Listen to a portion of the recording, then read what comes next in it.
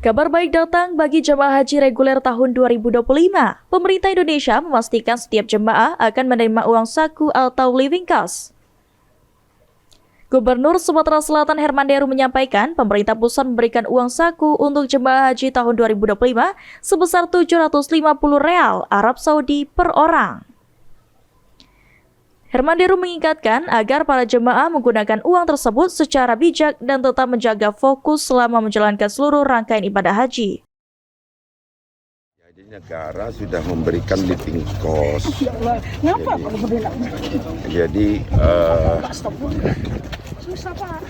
negara memang sudah ada living cost tadi 750 real. Saya dikira udah cukup ya untuk keperluan di sana karena di sana untuk ibadah bukan mau belanja.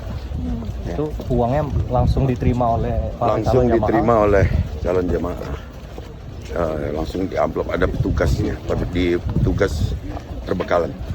Satu orang jamaah itu berapa tuh Pak? 750 real tergantung kurs nanti di sana kan. Kalau dia kursnya 4.000 berarti dia 3 jutaan. Kalau kursnya lebih berarti lebih. Sementara itu, uang ini akan diserahkan kepada para jemaah di embarkasi sebelum keberangkatan menuju ke Tanah Suci. Lutfi Pal TV.